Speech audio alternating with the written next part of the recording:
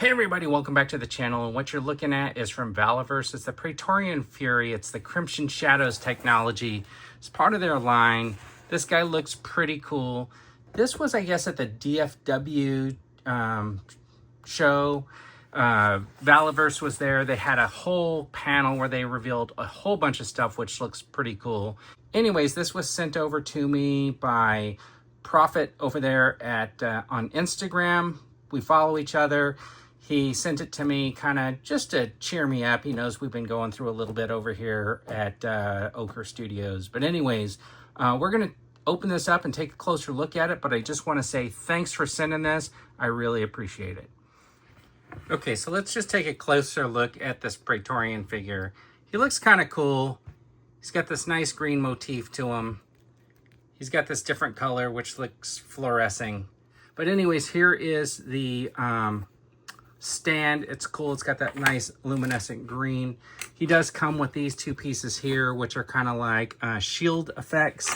And you can see that it's got like a peg. So it'll peg into the arm so he can get up and do like a shield effect. And he looks kind of cool with the shield effect. And he does come with this bag of hands and spent ammo rounds and stuff like that. So that is kind of cool. Now, the one thing that I think I'll be able to do, and I'll just do this on camera, is he's got this pack that goes on.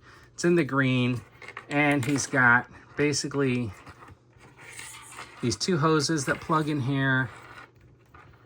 And then this is why I think this one's going to be really easy, because he actually, you can peg this. Not only does it peg, hold on. Not only does it peg in there, but he holds them too. So his hands hold the little handle and it pegs in at the same time. This is why you can't glue those other ones in here, because you want the swappability. So his hand holds it, it's pegged in there. These things have good tension on them, right? Look, you can see that that thing fell out again.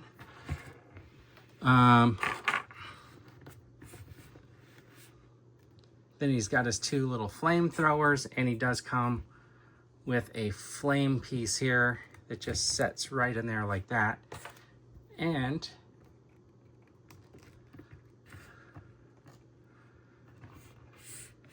that is kind of cool. He does look good with his little flame effects, and he can stand and hold those effects. You can see that this arm is a little loose when it comes to like holding the weight, so it's always going to be back a little bit. This one's a little bit better. You can see where it holds it up, but this one right here has some play in it.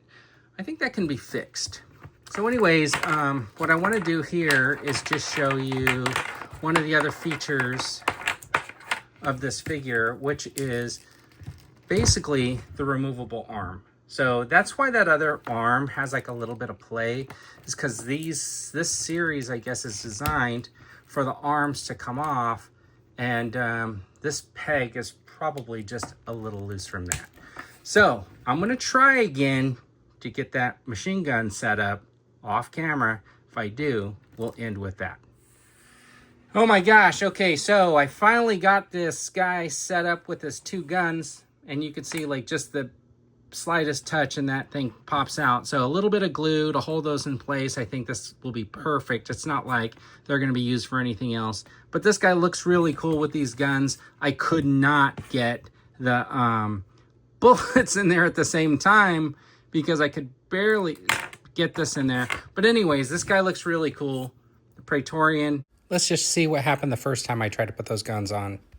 So I was off camera trying to set this guy up for quite a while, and what I wanted to do was figure this piece out here. So you can see that he's got this ammo piece, and one end goes into there and one end goes into here.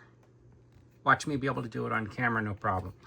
And let's just say I put the ammo cans up, which seems kind of high.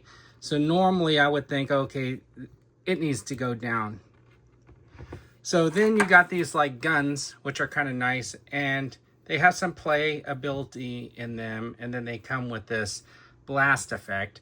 And they have this little piece right here that goes under the arm, right in that slot. So you can see that, like, I'm trying to get it set in there, and it doesn't.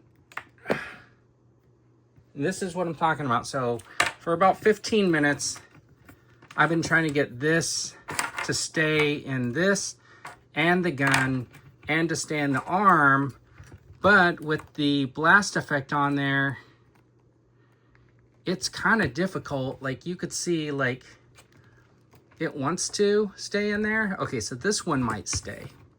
So let me see if I can get the ammo strain in there. So I've been trying to do different methods, see, and it's so touchy that it's almost like impossible for me anyways to get these guns with the blast effects. And I tried it all different ways, putting the guns on, putting the ammo strand, trying to do it where I put the gun and the ammo strands together, but there's just not enough tension between this, and this for it to be able to, like, stay in there, and there's no peg or anything to hold them in place. Then the little underarm part doesn't have enough tension to hold it in place. So it's almost like I would have to, like, glue these pieces together. But the idea is that it would look really cool because he's firing off two massive machine guns. And then you can see that he's got this little side holster piece for his extra magazines for his little machine gun. But you can see they're kind of loose. And one, because I was messing around down here on the carpet, it's kind of come loose and it just keeps falling out. So even though I couldn't get those Gatling guns on there, just check out how cool this guy looks with his flamethrowers and stuff. This is actually really cool, and I do like the color scheme on these little tanks. Look really, really cool. So I'm probably just going to leave them like this with these flamethrowers because, after all, man, that's what the picture shows. Anyways, thanks for tuning in. I really appreciate it, and as always, have a fantastic day.